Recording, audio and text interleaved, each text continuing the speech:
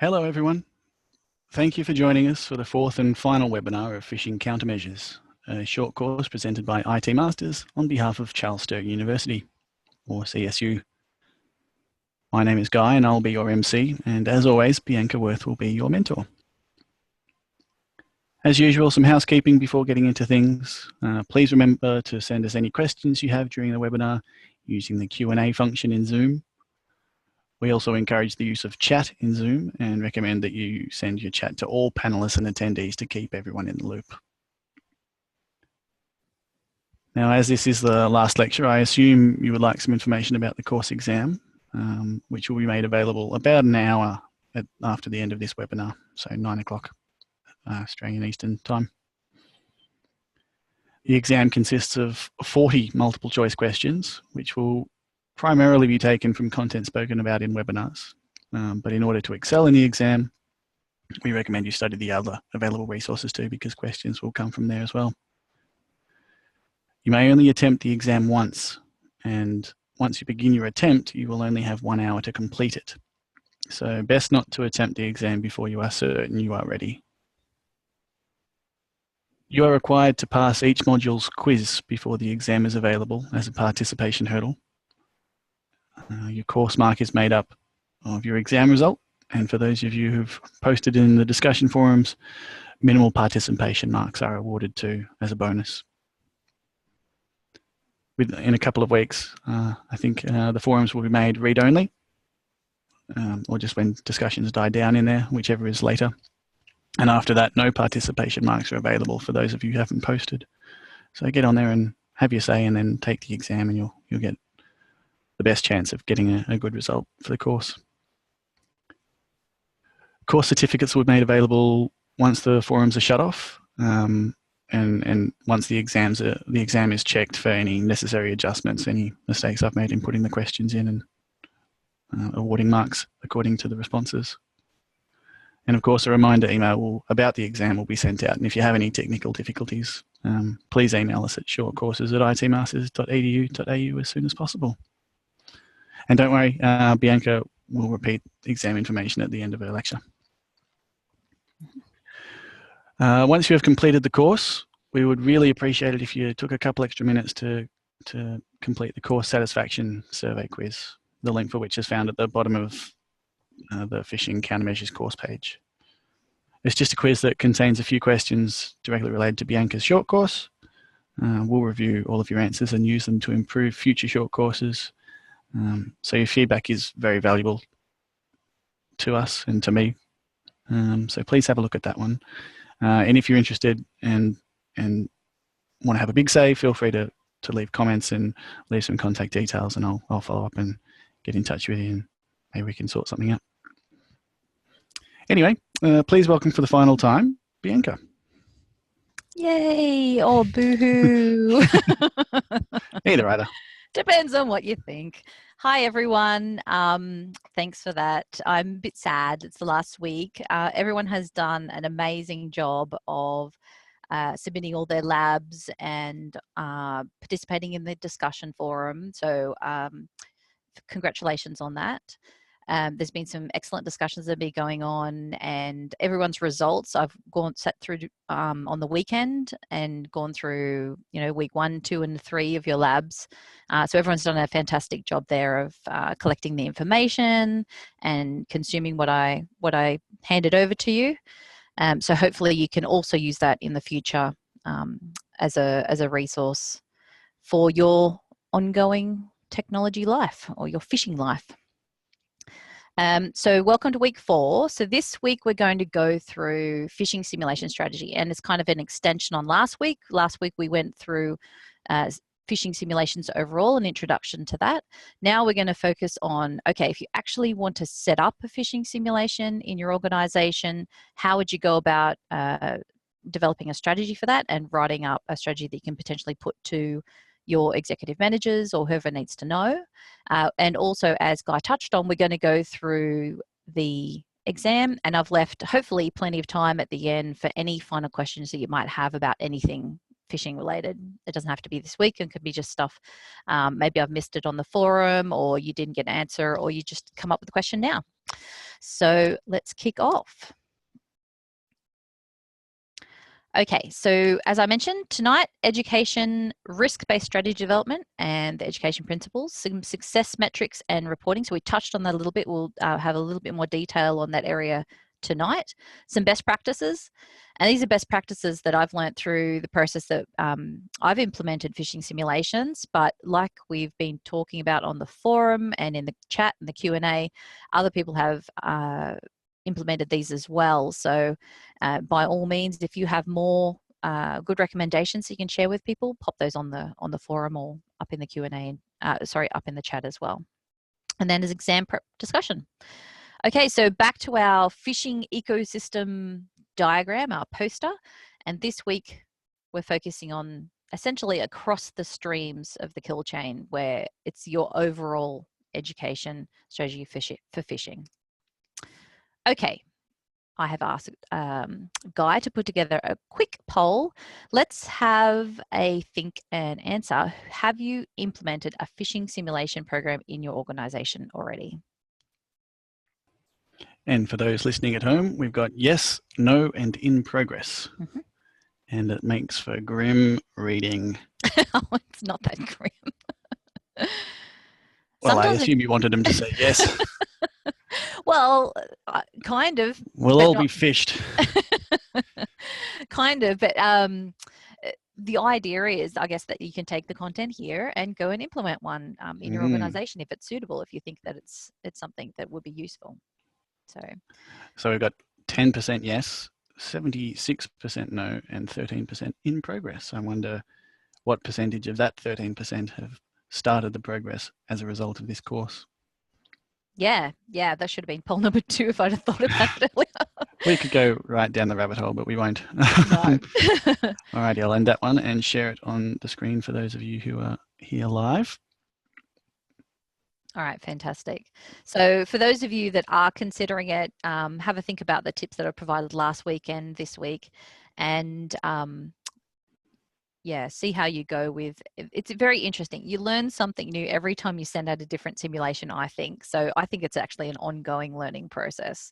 So for those of you in progress, sorry, there is no real end to the learning here. And for those of you that are sole traders or not employees in organizations, an interesting one too, as we've had a few people in the chat say. Yeah, exactly. And I've seen people also on the forums talk about, for example, educating their family members and things like that, taking some of this information. Some of it's a bit technical, but other bits, you can obviously help to educate the people around you. Okay, so we'll move on from the poll. All right, so let's touch on the risk-based strategy development. So the way that you can go about developing an overall education strategy, one of the key issues that I hear from people when they essentially get sort of dumped potentially the whole education bit for their cybersecurity team, they might, be responsible for it all of a sudden, and then they say, okay, you've got to educate on this, and this, and we need to do it now, and we've given you no budget and no resources to do it. You essentially have to come up. You can't do things with no resources and no budget usually. You can do a limited amount, but you need to come up with a plan or a way to prioritize the things that you're going to educate people on, whether that's phishing or whether it's something else. So one of the key things that I've heard from people is that how do I prioritize like this huge, massive list of all the cybersecurity stuff that I have to educate people on? So one way to do that is use the same risk-based methodology that you might use to assess cybersecurity risks, and apply it to education. It works really well in terms of then you can actually nut it down and say, well, we've identified that there's all these people risks that we need to educate people on, and prioritize them and say, well, we've only got this much budget and we've only got this many resources, so I can just focus on the top 3, for example, and one of those might be phishing simulations, phishing being one of the key ways that people can get into your organization if that you've identified that that is the case. So the overall strategy development process that I've taught people about previously is essentially identifying the why. So why or what is it that it's the burning platform essentially.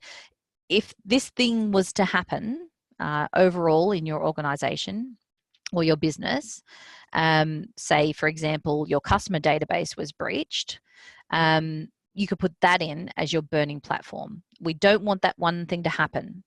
And then what you want to do is identify, okay, in developing an education strategy, our objectives in doing that are to protect against the burning platform issue, which is protecting our customer database.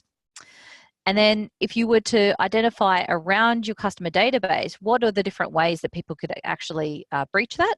One of those would be phishing. So you'd pull out in your risk plan, we need to educate people on phishing because this is a key way that an organization can be breached. And then you can go through, identify groups of people and locations against those risks. Say, for example, if you're a bigger company, you might have multiple, countries that you operate in. If you're smaller, it might be, a couple of towns. It might be one town. It might be one location. But what you can then do is identify, okay, I can't or may not be able to educate absolutely everybody on these things, but I can afford to educate, these top critical people, say your finance people, for example, who often receive, fake billing through phishing emails. They're the ones that get hit the most. They're the highest risk. They're our top priority, and you sort of bump them up to the top of the priority list in your risks. And then you identify, okay, overall, what are the topics that I want to teach them about? As we came back to in last week's session, we might, for example, the two critical bits are we want to identify and report. So we want people to identify phishing emails and report them. So they become two of the topics that you teach people about in your education campaign. You map those topics to campaigns. So you might say, I'm going to have a phishing campaign. One of your other education campaigns might be, one of the risks that I've identified might be our developers develop insecure code, for example. That becomes, a campaign that you develop. And you can think of campaigns as like mini projects, essentially. Then you identify your success metrics. How we actually, that's actually really hard usually. How do I identify what success looks like? So how do we know that when we educate people, it's actually getting people to make a behavioral change? And you can put those down. So in phishing simulations, we're actually quite lucky with the tools that we are provided, unlike some of the other education areas where you've got these great tools and they tell you, how many people clicked and, how long they stayed on the education page and, how many people reported it. So you can actually take all those fantastic metrics that you can capture through the tools that we have and measure and identify those and then measure them at the end after you've implemented the campaigns. In some other education areas, it's actually a little bit harder to identify those success metrics and measure them. Say, for example, you might run an education event. People turning up to the event is a vanity metric. It's something that indicates that people have been reached, but it doesn't actually prove that they understand what you taught them in the event. So that's the way you kind of differentiate between success metrics. You've got primary metrics, which directly relate to a change that has been made. You've changed a user behavior, the way that they think, the way that they do things. Or secondary metrics, the ones I call vanity metrics, which indicate that you've made progress towards that, but it's not actually directly related to the change that they've made. So I hope that makes sense, but ask questions if it doesn't. Then you identify in your organization, what are the communication channels that I can actually use to get the message out? So for a phishing campaign, for example, you might say, hey, I've got a newsletter that our company sends. We're going to have the button inside of Outlook, for example, in our, our mail program. I'm going to have, for example, some events that I'm going to communicate through. I'm going to have online training. And all of those become your channels that you can communicate through. So a good idea to identify your communication channels is sit down with your team. If you're bigger and you've got internal comms teams, sit down with them and brainstorm all the different ways you can actually get the message out to people. It's really important when you actually go ahead and develop an education strategy or plan or a phishing simulation, if that's your goal, that you actually identify how are we going to get the message out now, And how are we going to get the message out on an ongoing basis? Because if you just teach people now, you're missing out on all the people that come on board after the training, and you're not keeping that reinforcement going. And it's really important from an education perspective to keep reinforcing the message. And there's a balance there in terms of reinforcing the message and just overwhelming people with too much information, or so much information that they essentially go blind to the communication that you're putting out. So there is a delicate balance there to work with. Then you develop your campaign materials. So for example, if you decided that your communication channel was going to be an event and you're going to present at that event, you might develop a PowerPoint slide, for example. Try to be a little bit more imaginative. I know that PowerPoint slide work for some things, but say for example, one way that we've taught people is we play a game of bingo instead. So we set up a PowerPoint slide deck, and on it we've actually got the bingo wheel. It's not here, I can't show you visually. I was just looking for it. But we've actually brought a little bingo wheel. You can buy them at sort of $2 shops and things like that. And I play a game of bingo with people. And, as you call out a number, you give them all bingo cards. You call out a number. And when you click on that number in the slide deck, for example, you go and give them a tip about phishing and say, did you know, blah, blah, blah, or ask us a question about phishing. So for each number that's drawn out of the hat or whatever you've got, can be really simple. You don't have to get fancy with this. Give them a little tip and they walk away with a bit more knowledge, and it was a bit of fun at the same time. And whoever yells bingo at the end and wins, you can give them some chocolates. People love it. It's cheap, it's easy, and it's fun. So those sorts of things go a long way to actually getting the message across to people in different ways.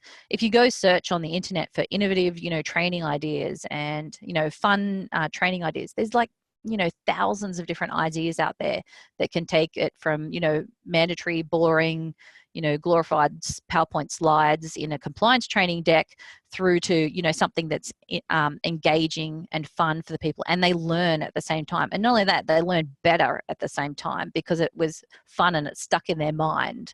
If they have to click through compliance training, it's highly likely that they're not learning anything. They're just trying to get out of there as fast as possible. Then you go ahead and implement your campaign. So you pull together all those different things and you say, okay, we've identified the channels. We know how we're going to measure it. We've got our materials all developed. Let's go ahead and implement this thing. And then you report on your success metrics, and coming back to those success metrics and reporting on those and giving visibility of those to the people that matter in your organization, maybe the CISO, maybe your manager, whoever it is. You want to show that you've made good progress and that they can fund and continue the education program that you've developed around this. And then, as I mentioned before, the ongoing awareness and review plan. So how are you going to keep getting the message out to people on this area, on phishing simulations, for example? I'll give you a few tips of things that we've done before. So this is an example of a risk analysis spreadsheet. It's really simple. You can go find oodles of different types of spreadsheets for free on the internet around risk analysis. That you can also attend, the master's program and learn officially about risk.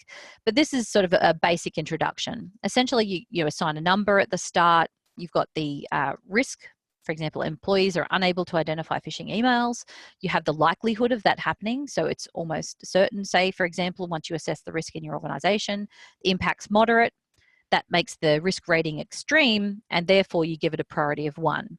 And then you recommend some controls associated with that. There's a whole different range of ways you can actually conduct risk analysis from a broader perspective.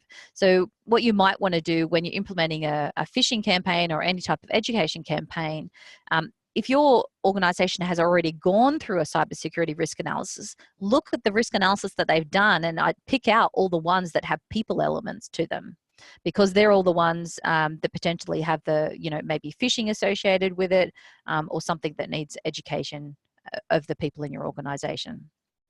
And then, as there's an example here, number 2, no capability for employees to easily report to phishing email, and so on and so forth. So your control there might be implement a tool to enable employees to report phishing emails with a single click. Scale our incident management team to deal with increased phishing reports, because that is a byproduct or a result of, if more people are reporting, then you've got to have a way to deal with those. And this is an example risk assessment matrix. So for example, when you have that likelihood and the consequence, and there's the rating that you get in each scenario. Okay, so where a phishing simulation fits into the overall cyber education plan. So overall at the top, let me just pull out my little annotator spotlighty thingamajiggy. And so at the top here in the overall strategy, you've got your education strategy. It's a good idea if you haven't done one to start with that, but you don't necessarily have to. It's just that you don't have to go back and rework that later if you start with phishing simulations first. So then you have your campaign. So you'd have a phishing simulation plan for, your phishing campaign.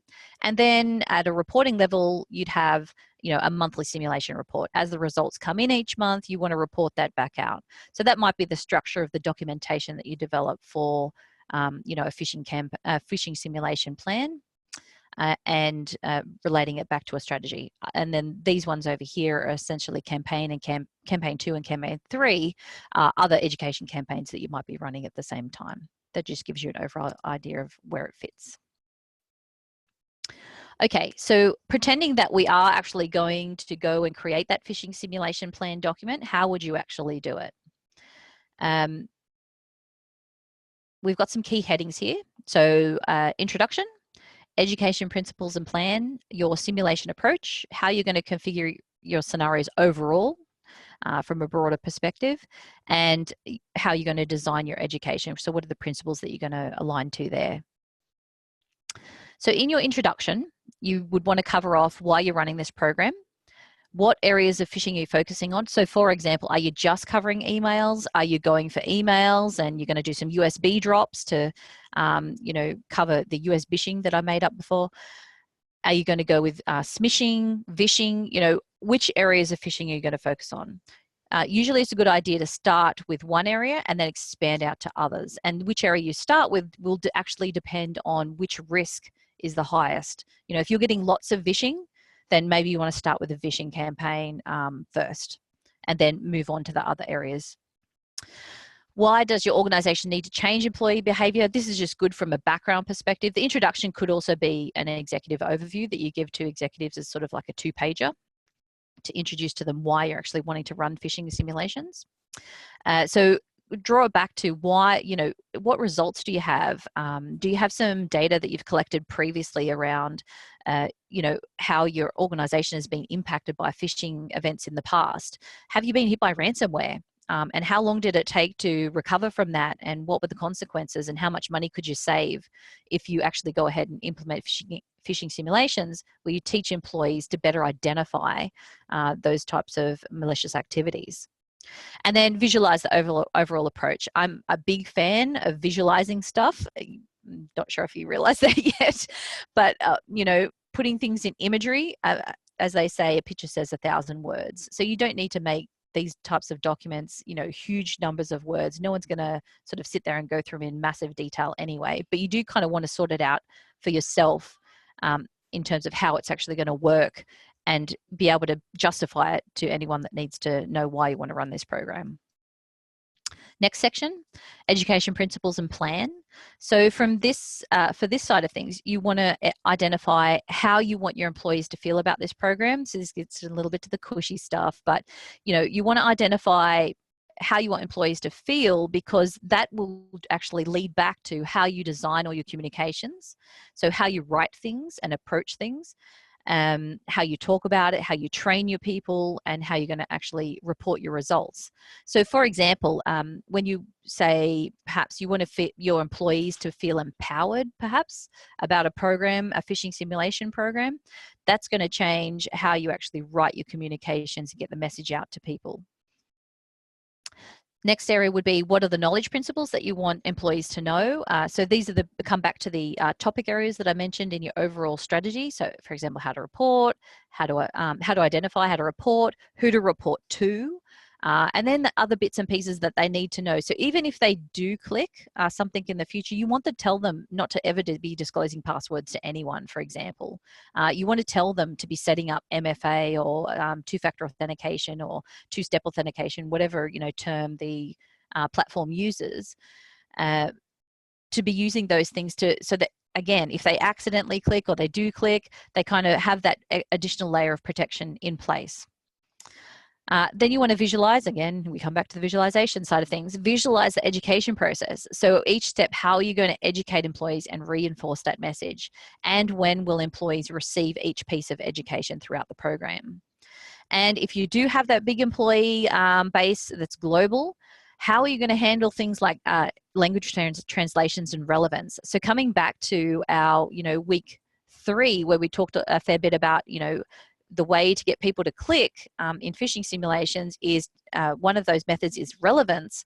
Relevance is going to change for a global base. So you're potentially going to have to change your communications, your phishing simulations to suit all the different types of people that you have around the world, or say local events that they might have, or their language. So you're going to have to translate it to their language and make sure it's understandable once you do translate it, that it still makes sense to them.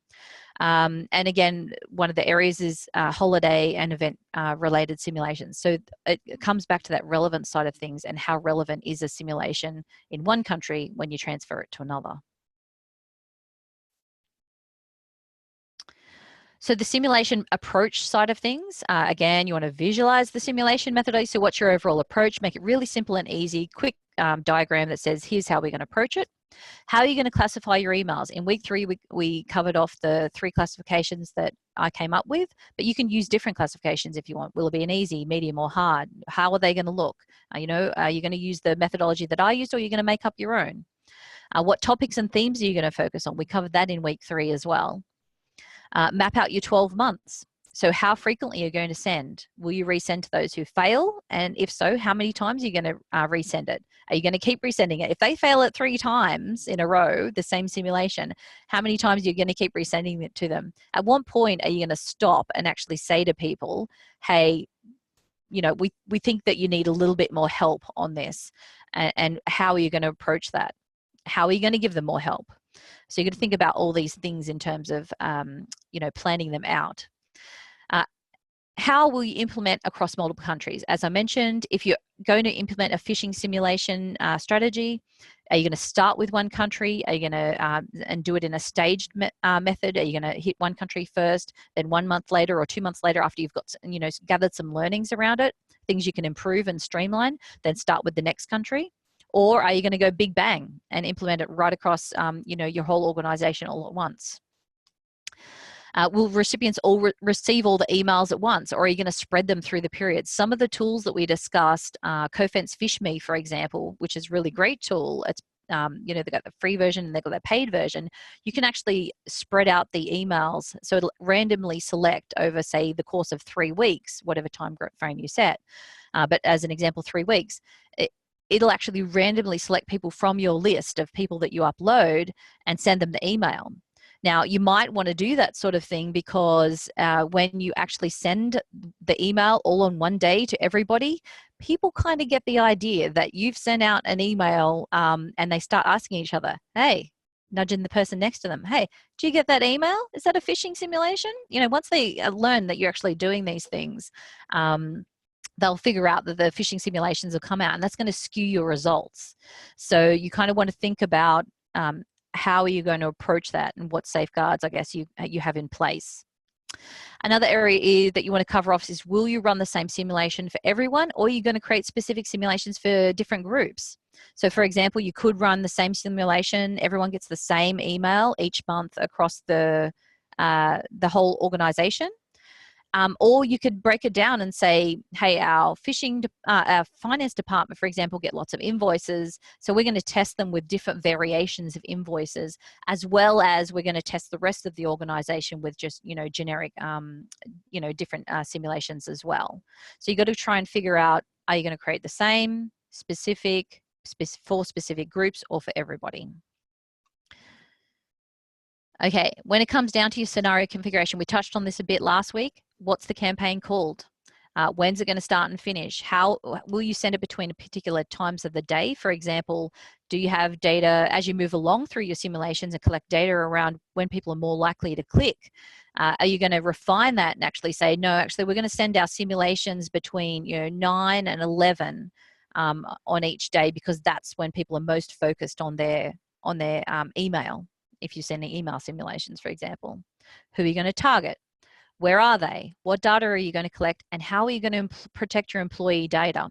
So if you are uploading data into people's, into cloud solutions, you should do an assessment, a security assessment of those vendors, and make sure that they're protecting the data that you put up there. Consider what data you actually want to put up there as well. Are you going to put all your demographics up there, or are you going to download that data and correlate the demographics later so that you're not exposing so much data up in a cloud service? So have a think about all the data that you've got, where it's going, how people are going to protect it, and how you're going to correlate that data in the end into reporting. Okay, next and final section of your simulation plan is your education design. A lot of the tools that we mentioned have standard education content that you can use or reuse. The free one that we used last week in the lab, GoFish, doesn't have any, so you kind of have to start from scratch. If you do use vendors that already have standard education content, are you going to use that, or are you going to customize it? You have to think about, again, back to the campaign and the strategy that you've developed for each of your phishing simulations. What is it that we want to educate people on? What's common in our organization, and then have the education content relevant to that, so match it up. If I'm teaching people about a link-based phishing simulation, a phishing email, then I want to give them specific education content about how to protect themselves of recognized link-based phishing emails in the future. Who's going to create it?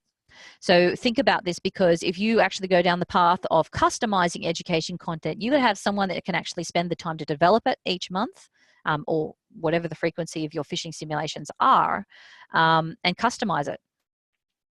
How often are you going to create it? Are you going to be able to reuse things? Obviously, it's a really good idea if you can reuse stuff and repurpose stuff. But again, at the same time, you've got to balance that with keeping things fresh for people. Once they've seen it once, they're going to click out and potentially not get the message again. So keeping things fresh and balancing that with the time and resources and money that you have to spend on this sort of thing is really critical. Will it meet company branding guidelines? So once you start sending out communications, especially email-based communications, for example, to your employees, internal comms, if you're in a bigger organization with that type of department, they're potentially going to step in and say, hey, we need you to align any of these communications to our colors and our designs, especially around the education content. You can usually justify that the phishing simulation email content, for example, or the SMS or whatever it is, doesn't need to be branded, because the idea is not meant to be branded for your organization. It's meant to look like it's coming from someone completely different. But the education content, they're potentially going to say, okay, we need our logo and it needs to be with our colors. Do you need to get that pre-approved each time you send out a simulation, or each time you create new education content? You need to take that into account when you actually develop your process, and take that into account when you identify your timelines as well. And then how are you going to constantly reinforce the report phishing functionality in your campaigns? So where are you going to promote that people can report their phishing emails, or SMSs, or whatever it might be that you're actually implementing? Where are you going to keep including that message? So in your education content, front and center, right there, big button, report phishing. This is what it looks like. This is how you do it. Really simple stuff, but always be repeating, this is how you do it. And you'll see those figures go up as you start implementing phishing simulations, and keep reinforcing to people, report phishing, click the report phishing button. You'll see those stats just absolutely skyrocket, because they love it. They get immediate gratification of that they've either recognized a phishing simulation, or they've potentially recognized a phishing email or message that's come out. And it's really simple for them. Especially if you've gone from a place where you've told people these big long instructions around, now when you receive a phishing email, we need you to save the message out of your mailbox and attach it as a new email and send it to this email address. The number of reports that you get for that is usually pretty low, because people just couldn't be bothered going through that massive process unless they're really dedicated to the whole cause. So providing that button and then reinforcing how people use it. We get people coming to us and saying, now, I don't have the button. Can I have the button back, please? So, it might have dropped off for whatever reason. They've gotten a new machine, or it hasn't been deployed for some reason. And people actually come back to us and say, can I have the button back?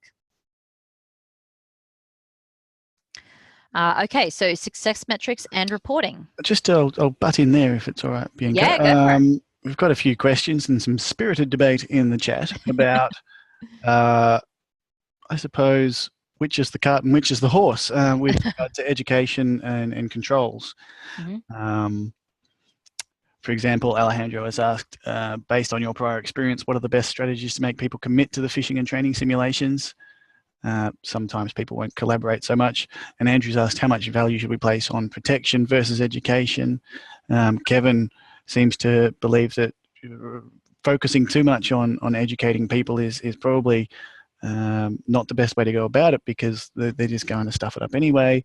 You need strong policies. Is there anything you can say that isn't beyond just, hey, it depends, because so frequently it will?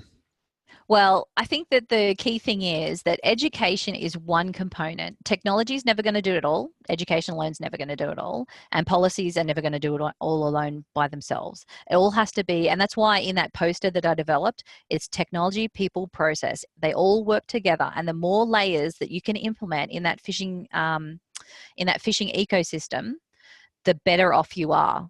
So it isn't all just about education. I tell you what, this is what I told someone yesterday that came up and asked me about the education side of things. I said, if I could organize it or manage it so that I didn't have a job anymore, I would be so happy, because if the technology did all it needed to do, if we could detect everything that came through, if we made cybersecurity so awesomely easy for people, and it was very simple for them, and my job wasn't needed, I'd be very happy. I'd go do something else. But that's not the case. And just like we can't get rid of the governance team who goes and develops policies and procedures either, because you need those in place as well. And you can't get rid of the technology team, because they do a massive share of the phishing side of things as well in terms of stuff coming through. So it all works together. And I would say that if you have a gap in one, for example, if you're not doing education, just because you think that people are just going to stuff it up and not recognize it anyway, you're still missing that gap. You're going to have a gap there. And if you take that approach, then you're always going to have a gap there in terms of always going to be giving people the opportunity to miss out. But if you give people the opportunity to learn, then you've closed off another set of people who now understand the process. And if nothing else, you've taught them how to do it at home as well, to not be the victim of scams. So I believe it's a combined effort between policy, process, technology, and people, and you can't just depend on one other than the other. Alrighty, thank you. I hope that answers generally the questions that we've had so far. If not, post them again. Yeah, let's move on. Okay. All right, success metrics and reporting. Okay, so we introduced the key metrics in week 3. And now what you can do, once you start capturing all those metrics that we mentioned in week 3, and you've started doing a few different simulations one after the other, then you can start comparing the same classification scenarios to each other to show that there's been a reduction, hopefully, in susceptibility. So what I mean there is, for example, you can take an easy and an easy, and you say to your management, well, we started with an easy, and 6 months later we did another easy, and during that time we've done all this education, and people have increased in their reporting of the phishing by X percentage, and now we've reduced down from like 50% of our employee base falling for an easy simulation down to 5%, for example. So then that's the idea between setting up that classifications to start with, so you can compare how people are and set up a baseline. I'll touch on that more in a minute. Then you give commentary in your metrics as well. What does, you can't just plonk statistics out there and say, here's some statistics, here's how we've gone, and not actually interpret them. Give some commentary to actually provide some ideas. For example, if something happened that month that might have impacted the results, say that. you know, you're never going to be 100% sure that certain things are happening, but you'll get feedback from people, or, you know, particular events that will happen in your organization. And you can actually draw conclusions from that and interpret the data that you've actually received. And that will help you also think about, just for your own learnings and improvement of your simulations in the future as well, that will actually help you think about, okay, why did that happen in the first place? Why did we get that type of result? And how can we improve it in the future? How are you going to share the data? Who's going to see it? And what data is going to be shared?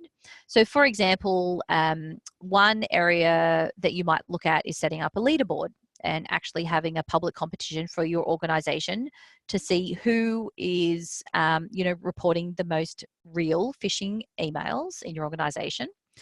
And, you know, maybe you give prizes or something like that at the end. But one thing that you do have to be careful of there is when you share data about people and how they perform on things, people can get their, they can get a little bit upset if they're right on the bottom, for example. So you have to consider how you can actually show the data. You might, for you know, a good way around that might be to show the top 20 people and not show the rest of the people in your organization, for example. And that way you're showing all the top performers, and the people that aren't on there recognize that they can, you know, they've got some way to go, but people who are on there get a really good feeling that they're right up there, and that keeps them going in terms of reporting phishing attempts. So just be careful when you do share data. Other data you might look at and say you report to the CISO on your metrics every month. You want to give them the full stats. You might build a dashboard and show them how it all looks and how the data is tracking over time. But you just do want to consider, who am I going to share that data with, and how might it be interpreted by people. So then once you've got a baseline set of data and a comparison set of data, which I'll touch on more, are there any specific teams or individuals that need more training? So you're potentially going to identify there's some correlation between the data and either certain types of people, or you know, based on the demographics that you have captured, or particular teams that maybe you've missed out reaching in your education campaigns, and you're going to be able to identify that they need more training based on the stats that you gather. Some additional, in addition to the ones we discussed last week, some additional metrics of interest might be how long employees have spent on education. Again, it's a bit of a vanity metric, but at the same time, it does show you and give you a little bit of feedback in terms of, okay, people are actually reading this stuff, or they're not, they're just skipping right through it. Which departments are most susceptible? Again, that comes back to correlating, are you reaching everybody? Correlation between the prior similar difficulty levels, so easy versus easy, so you can recognize improvements, or vice versa. Fastest reporting time, so you might want to use that as a mechanism for prizes, for example, rewarding people. Average reporting times. Think about other data fields, your demographics, as I mentioned, and then send off your finalized report to key stakeholders to keep generating support for your program. In your actual post-simulation report, you might lay it out with the following sort of headings: a background, how you approached this particular simulation this month, what the hook was, how you got people to click or open, or the attachment, for example, what the tells were, how they could have told that it was, you know, a fake email or SMS or whatever it might be, what education you put in there, and then what were the actual results with the, you know, actual stats and your interpretation. And some best practice. So I heard someone say, I think it was a couple of weeks ago, there are no best practices, there's just some good practices. So I guess these are just good practices. So pre-planning side of things, I recommend that you target employees monthly at a minimum. If you're doing things or yearly is never going to cut it. You know, not going to change people's behavior on a yearly basis. It kind of needs to be regular, but not so regular that people get overwhelmed. You need to probably look at planning your simulation content at least a few months ahead of time, and that's really going to help, especially if you work in a large organization, especially from the perspective if you have to whitelist stuff, links, domains, all that sort of thing. And recommend, as I mentioned earlier in this session, spreading out the email delivery if the tool allows you to do that over the course of the month, and randomizing the distribution so that people don't all receive it every time on the 4th of the month. Some smart people will figure out that they get phishing simulations on the 4th of every month, and that's going to skew your results. Baselining. So this is the bit I mentioned before. Create a baseline. So whichever methodology you use, whether it's mine or coming up with your own, easy, medium, and hard, to determine where your organization sits in terms of detecting phishing emails. And organizations are going to differ in terms of where they actually sit. And then you rerun the same difficulty levels again after you've captured a baseline to confirm your theory. It's all theoretical at this point, to see how they've improved in detecting and reporting. So here's an example of what I mean. So for example, in month 1, you might start with an easy simulation. In month 2, a medium, and in month 3, a hard. In month 4, you fall back to an easy again. So you're comparing month 1 with month 4. In month 5, it's a medium. In month 6, it's a hard. At this point, you've had the green is the baseline, and your blue was the test against the baseline. So essentially you can say once you get up to month 6, well, in month 3, we had, like I said, 50% of people fall for it, but by month 6, we've dropped that down on the same difficulty level to 25%. So there's been a distinct improvement there. And then once you've actually done your baselining and your comparison, you can actually start to identify that easy ones are too easy for people. Like if everybody's passing it, or everybody except 5% is not susceptible to it, you cut easies out. And you no longer do easies anymore. You've figured out that your organization can recognize easy. Let's go for medium and hards. And then when they can recognize mediums, you cut mediums out and you just go all hard. Or you start to throw in things like, if you've been doing email simulations, you start with SMS, so smishing or vishing or whatever it might be. So you start to change things up and challenge people. Another good practice is to define what susceptible actually means in your organization. So when will an employee be deemed to have been susceptible to a simulation? In a data entry scenario, is that clicking the button to submit their details, or are they susceptible when they actually click the button, or were they susceptible when they actually click the original URL? So by that I mean, in the email, they'll have the URL to go and visit a website to enter their data. Are they susceptible at the point that they actually click the URL in the email, or are they deemed susceptible when they actually enter their details and, click enter? So username and password, hit enter on the website. At that point, it's susceptible. Define when they're susceptible for click only. So I probably recommend phishing link is clicked, is the susceptible point, and attachment based, obviously the susceptible point is they've opened the attachment. And notice that I call things susceptible and not fail or failure. And that comes back to the wording and the way that you're actually going to approach things, and how you phrase things in your communications. No one wants to really know that they failed. So it's probably better for your communications and encouraging support to actually word your communications in ways that are positive. Reinforcement side of things. So if you think that you can just do phishing simulations and not actually do anything else outside of the simulations, it's probably not going to work as well as it could. Again, having things like developing a phishing knowledge pack that you or others in security can actually send to people. For example, having an email template for your response from the incident management team when people actually click a phishing email, having quick, easy to consume explainer videos. You can go on to websites like Fiverr.com, for example, FIVERR.com. You can go onto websites like Upwork.com, and you can hire freelancers to do stuff for you really cheaply. You can go and create your own if you would like to get into the fun of animation yourself. From a pretty simplistic perspective, you can go onto tools like GoAnimate and create little animations.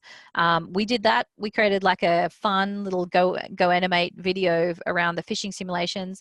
And when you do develop things like explainer videos, keep them max between sort of 1 to 3 minutes. People generally drop off after 3 minutes, and that's why you'll find that the top rated videos, for example, on YouTube are generally not more than 3 minutes.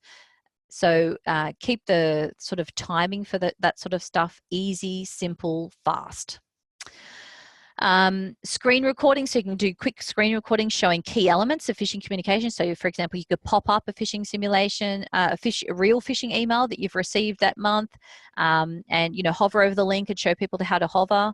If your organization uses things like touch devices, like iPads and iPhones, you could show them how to tap and hold instead of hovering over things. If you use Macs, it's a little bit different as well. So you show them the location where it appears when you hover over links on a Mac. So you can come up with little screen recordings for that. Again, there's free tools out there on the internet that you can use for screen recordings. And you can also buy ones if you want to do more complex stuff. Really great one to purchase is, there's one called Camtasia, and I think it costs about $300 US. You can do a lot with it in terms of screen recordings, or they've got their tool called Snagit, which you can buy, and it's about $60 US or something like that. And you can do really simple screen recordings with it as well. Set up wiki pages in your organization, whether that's on your intranet or you have tools like Confluence. Set up a wiki so people can actually go there and learn more about it if they want to. That's just some ideas. One of the key principles of having an education program is recognizing that some people will know this stuff already. So the idea is, with recognition of prior learning, or RPL, is that you should never make learners who already know something sit through training that they already know. So if you're going to develop, for example, compliance training to go along with your phishing simulations, you need to make sure that people have an out.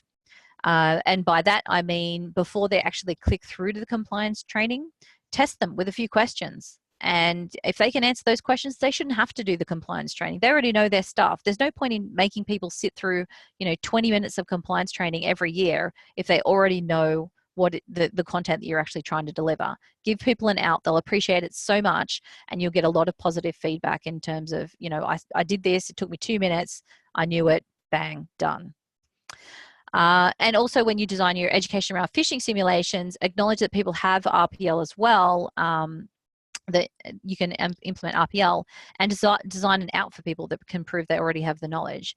In phishing simulations, it's kind of built in RPL. You kind of click the button and it goes, yep, you recognize the phishing simulation. Good stuff. Well done. But if you do develop content outside of that to go with your phishing campaign, just consider RPL as a key component. Rewards and recognition. So some organizations set up rewards and recognition programs. You can design, for example, a point system and create a leaderboard showing, for example, the top 20 stars, as I mentioned before, and say the annual winner receives a major prize. Put a little bit of funds towards that, as much as you can cope with in your budget. It might be anything from, a chocolate basket through to a drone, who knows, whatever it is, whatever your budget is, it doesn't really matter. People just appreciate getting something for putting effort in, for the hard work that they've done all year. And people get competitive about this sort of stuff as well. It's really actually turns into a bit of a fun activity if people can compete against each other to win something at the end. But you do have to remember that you're rewarding people based on reporting real phishing emails. So if they're reporting all the spam, marketing spam that they get come through, they don't get points for that. So this comes down to teaching them the difference between spam and phishing. You could send out monthly mini prizes, for example. One of the metrics that we mentioned previously was the fastest reporting time. So the reason that the fastest reporting time is a good metric to capture comes back to this element where you can reward prizes for it, but it also comes back to the element of blocking real phishing when it actually comes through. So the faster your incident management team know that there's a phishing campaign hitting your organization and 50 people have been targeted over the past hour, that's a positive thing to actually reward people on. You could also, for example, have a random draw. So although people might not be the fastest phisher person in that month, you want to give everybody a chance at winning a prize. So for everybody that reports a phishing email, a real phishing email, not the simulations, but this simulations could be included, depends on how you could construct your prize or prize deal, I guess, is that everyone who reports real phishing emails during the month go into a prize draw, and we randomly pick someone out and they get the prize at the end of the month. So everyone's potentially a winner. that creates a bit of encouragement inside your organization as well. Post a photo of winners or the prizes that they get up to your company social media or internet. Really recognize people that they've actually done a great job in recognizing phishing emails. Let their manager know as well. So if you recognize them and say, hey, you've won the prize, CC their manager on this stuff, because if they know they've won and they're doing a great job and you tell that their manager that they're doing it as well, you'll get feedback from their manager going, hey, well done, and it makes them feel good about it and encourages them, most importantly, to keep doing it and keep reporting. You'll turn some people in your organization into the best reporting people you have, and they'll be catching phishing emails and messages, communications, before your technology is. So you'll actually have people who are sort of, I guess, your champions, and they actually really go for this stuff. Add some personality and fun. So this is Norbit. He's our cute chubby fish. And Norbit appears on all of our communications, just as an example. He appears in our report phishing button. We've customized that to actually have Norbit in it. We have Norbit appearing on any of our printed materials or any of our campaign materials that we develop. So here's an example here. So we've got, this is our monthly prize that we send out to employees. We packaged up really nicely. We put, cute little bows on from the $2 shop. Doesn't cost much. We actually have, chocolate fish inside of here. They get a little note on here saying, thanks, great job on detecting phishing this month. And I would put a little bit of, nice paper in, cute bow. It looks fabulous. People actually take photos of this stuff and post it up to our internal social media and say, wow, got this amazing, prize this month. Thanks so much, cybersecurity team, love you, all this sort of thing. So again, it creates a good sort of vibe and feel in the organization, but it also helps with that ongoing recognition and reinforcement. People will start looking at these things and going, oh, I should be reporting phishing emails. I want to get a piece of that action. So it just really helps with promoting things and generating I guess, a bit of viral in your organization around your phishing campaigns. And on the other side here, we've got, this is one of the custom images. We're quite lucky to have a graphic designer, but you can actually come and get, and she pulls off images, for example, from websites like shutterstock.com. There's plenty of free stock image websites out there. Just go, search for free stock images on Google or the search engine that you use. And, she'll design this, add their names to it. And this is their reporting time, for example. And again, we've got Norbit down the bottom here. He appears on everything, all of our communications. And this was our simulation last year. And we put a few stats in there that gets posted up to our internal social media. And we, obviously tag people who are in this. And again, we get feedback on that, tag their managers, and they get the recognition for participating in the phishing campaign simulations. So a couple of considerations that you might think about, just running out of time, but I'll get to this. Couple of ideas or thoughts around this. Are you going to deduct points for simulation susceptibility? So for example, are they going to get minus points for not completing the annual compliance training as part of this program? And as I mentioned before, are you going to show everyone on the board or just the top 20? Some words I recommend you probably don't use: victims, failure, failed, tricked, gotcha, idiots, or stronger variations thereof, swearing, bleep, bleep. So those things are not generally going to generate, goodwill in your organization for your phishing simulations. Okay, so we're almost at the end. I'm going to briefly go through the exam, but we'll pop up a quick poll and ask you about how we can improve this subject in the future. So I hope you've enjoyed it and learned something and got something new and interesting out of it. But we've got a few options there. We've got, how can we improve this subject? More student-to-student interaction, more labs, less labs, keep it the same, none of the above, or I was just here for the t-shirts. I don't know how we'd have more student-to-student interaction. You're going nuts in the chat. It's great. Yeah, surprisingly low number of people were here just for t-shirts. Oh, come on. Dino will be revealed about t-shirts.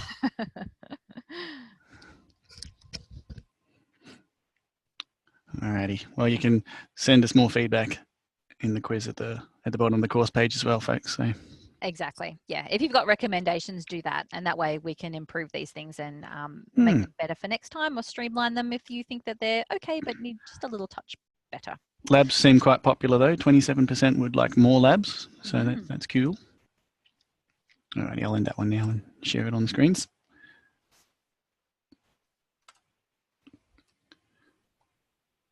%6 more student-to-student interaction, 28% more labs, 7% less labs, 47 keep it the same, thank you, 5% none of the above, and 8% just here for t-shirts. Well, stay tuned, we'll let you know how to get them. All right, well, that is a nice lead into the exam prep discussions and the t-shirts. So my employer IG, IT Masters and CSU have sponsored custom t-shirt prizes, if you haven't already heard about this, for the top exam scorers. I have first, second and third winners, but actually because we've gone ahead and sponsored some more, so we've got 10 t-shirts to give away. So whoever scores the highest in the exam, those top 10 people are going to win the t-shirts. So study hard. And just on that, Bianca, yeah. There's millions of you out there doing the short course. So those of you that get, I'm certain that there'll be ties, and the tiebreaker will be subjective assessment of your forum participation between Bianca and I. So right, yeah. So that bit at the bottom there is wrong. It's forum participation as well. Yep. Okay, great. So these were the t-shirts. This was the crocodile with a fish here and a fish there. We have our Let's Go Fishing, which seemed extremely popular on the forum. A lot of people said they liked this one. We've got our 80s version, Fish It. Yeah, Fish It real good. And for those of you who weren't born, were born like after the 90s, that was an 80s song. This is our Dr. Zeus version, 1 fish, 2 fish, dead fish, new fish. And for the... That's my choice. It's your choice, okay. And then for our yoga-loving lasses... and lads. We've got our Find Your Inner Fish Before She Finds You, the slightly malicious version on the back. And a few people piped up and said they would like that one as well. Okay, exam outline, the important stuff. We're going to take questions from each week's topics and readings. Roughly, there's about 10 questions from each week. So roughly that is. The exam pass mark is 50%, 1 hour to do it. You've got 1 attempt and 40 multiple choice questions. It's all done online. I can take questions now. Also, I want to say, though, to everybody before you drop off, good luck. Thank you so much for joining these sessions.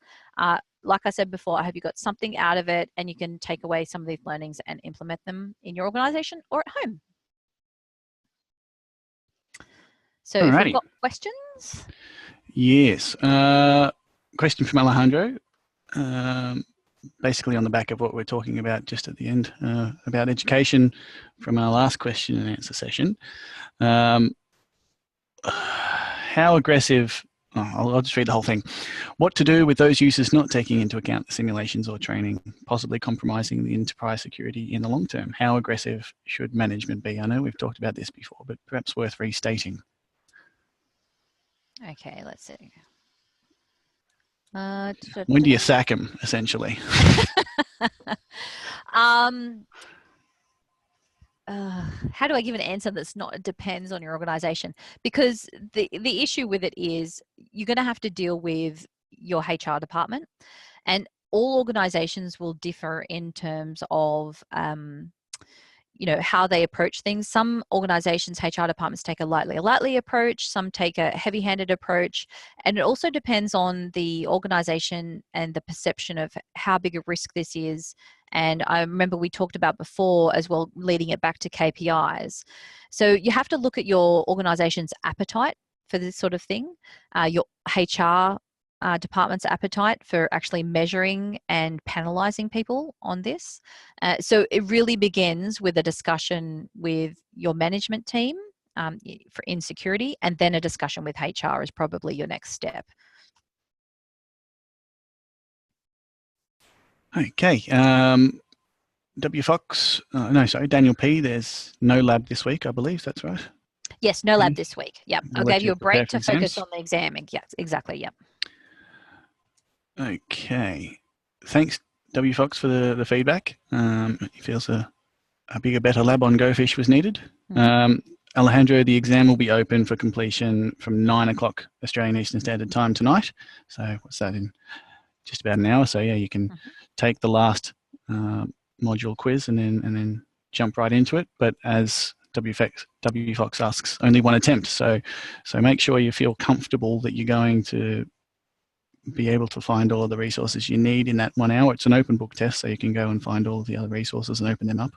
But just, maybe think about having a bit of a revision session beforehand, and the exam will be open for the foreseeable future. So yeah, only one attempt. What else have we got?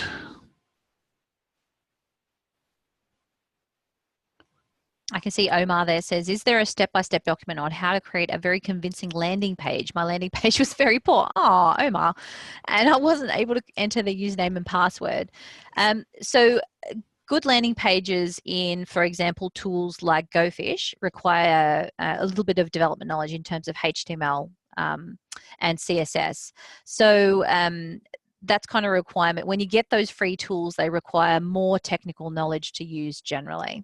If you go for tools like, for example, the free version of the Cofense Phishing, they've already got pre-developed education pages, the data entry pages, and the actual phishing emails themselves. So it's kind of a trade-off between, do I use the free tools and have to have more technical knowledge, or do I use the paid tools or the free tools with limitations and get the actual content as well. So there's no step-by-step document, just the tips and the details that I've given over the past couple of weeks. But it does, to get a convincing landing page, it really is essentially HTML knowledge in terms of formatting the page. There's heaps of little exam questions which I'll try and get to in text if you can find any other ones. Okay, let's see. Imran's got an interesting insight and idea about sending phishing emails. He wonders whether we send them sometimes as the surprise ones, and sometimes we let people know that you're saying don't send it on the same day because people will know that they're coming. Have you ever incorporated into a program emails that people know are likely to come at a certain day, so then they're actually actively thinking about it and maybe encouraging them to actively think about it to sort of train that in people? I haven't. I've always taken the approach that they shouldn't know that it's coming because it's going to skew the results. But in saying that, there's no reason why you couldn't, for example, give people a heads up. For example, for the first couple, you might like to do that to sort of ease people into the whole program. And then they get used to, I'm receiving this email. I don't need to panic about it. I just need to sit back and think about the education that I've been given. But it's totally up to you. What I would recommend, though, if you do that, make sure that you have other simulations that obviously you aren't telling them about, so you can, and they're of the same difficulty level, so that you can determine if there is some skewing of the results going on. For example, if I tell people about it, I get this many people susceptible, versus if I don't tell people, I get this many people susceptible. And that'll actually inform your strategy there, whether you do keep telling people about it or not. Okay, Ala, let's see, we've got one here. What do you think about getting people together at some point to teach a short class and prove them physically? I think that was sent around the time that we were talking about recognizing prior learning. Right. Yep. So getting the model citizens to come and, I guess, drive it even further. Yeah, absolutely. Any resources that you can get. I mean, implementing any of these types of programs time, money, and people. So if you can get, champions to help you out with these things, complementing your existing, the actual phishing simulations with, short classes and things like that. If you can handle that in terms of, the organization that goes into it, resourcing it, getting someone to train people, absolutely. Some people are limited in that respect. They might have people distributed right throughout, different countries. So therefore you might change it up and turn it into a webinar style, as opposed to a physical event, for example, or physical training event. But yeah, any methods that you can possibly think of to actually keep reinforcing the message and getting people engaged, try them out and see how they go. Get feedback from people as well when you do them. So any training events that you actually run, give them that feedback form like we're asking you guys to do. And then that way you can actually streamline and improve for future and actually figure out, is this suiting the audience? Because the key thing is when you actually design all this stuff, it's not about you, it's about the people that you're training, and catering to their needs. Emmy has asked, will the test be based entirely on the 4 weeks course, or are we reading beyond the scope of the teaching? No, it will be based on the 4 weeks course. So all the content that we've covered in the webinars and in the slides that you received, focus on those. I haven't included questions related to the readings, just to give you a little bit of guidance so that you can sort of focus on what you need to know there. The readings, of course, I encourage that you go read them just for supplementary knowledge, but they're not part of the exam questions.